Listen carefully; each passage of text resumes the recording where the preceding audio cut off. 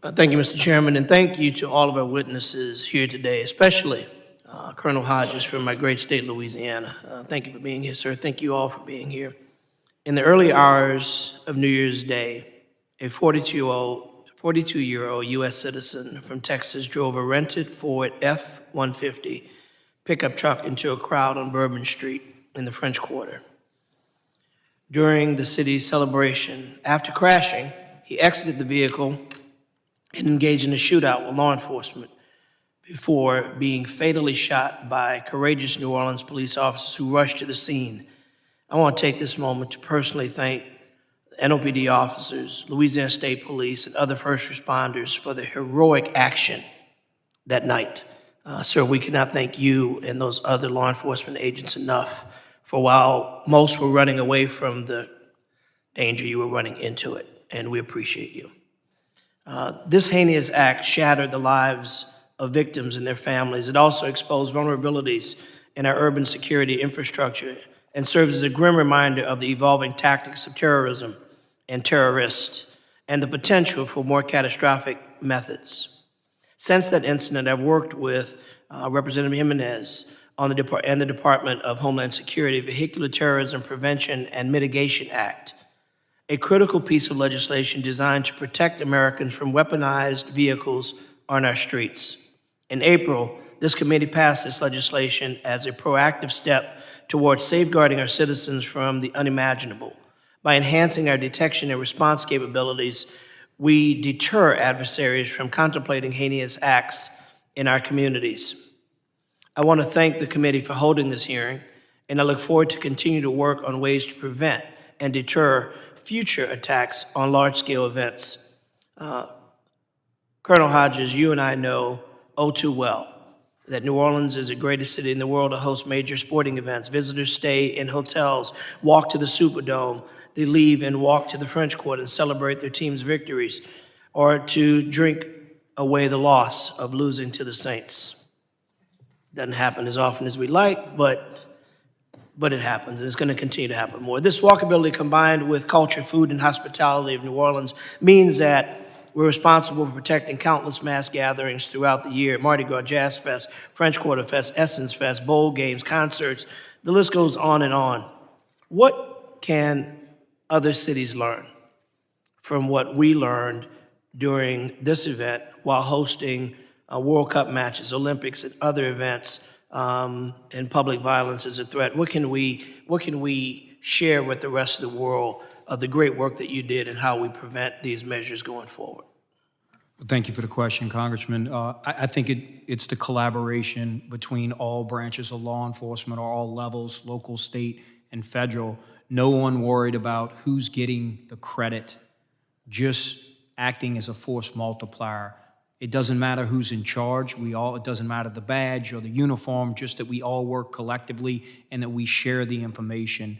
And I think we were able to do that with the help of many others who had challenges before us. We learned those lessons, and we had been working very closely throughout the year of 2024 prior to that New Year's Day, New Year's Eve attack. And we had such a strong relationship with our partners in law enforcement.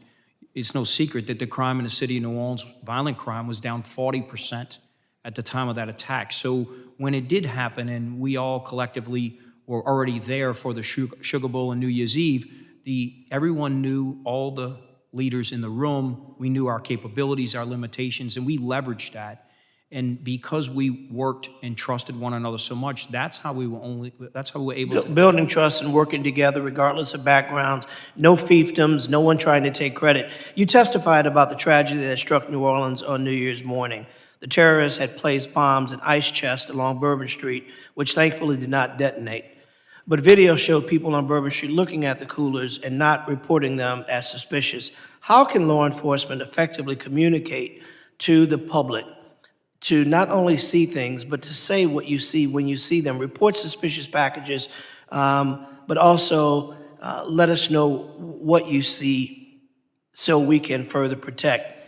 Louisiana constantly faces threat from Mother Nature. We know these things come, but those we have to deal with in many cases after the fact, before the fact. But these terrorist acts, if people see things, if someone had seen that ice chest that was just sitting there, that could have meant the difference in finding this and saving even more lives. Thankfully, those things were not detonated, but your people were on the ground. They were working with law enforcement. Having science and technology, being able to go back and trace this terrorist steps were helpful tools, correct? Yes, sir. And I don't want to leave out the importance of building community trust and also the business partners. To your point, when they see something, to message it to us before it happens, whether they're a victim of a crime or they're a witness to a crime or they see something that's out of place, messaging that. And I think we've done a good job, and we have to earn the public's trust each and every day.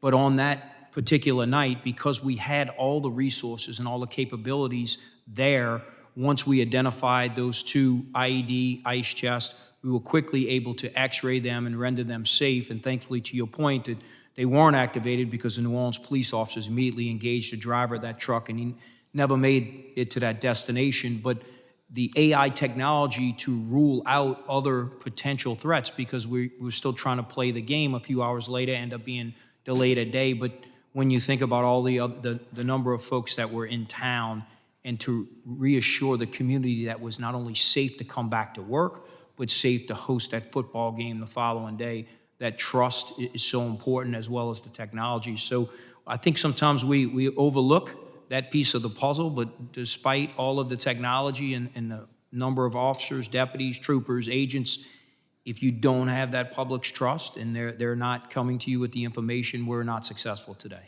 Well, my time is far expired, and I thank you for your generosity. As I exit, I want to just again thank you for the great work that you all did to protect the citizens and visitors of New Orleans, and know that this committee will do everything in our power to arm you with the technology and tools to continue doing the great work. And Mr. Chairman, I yield.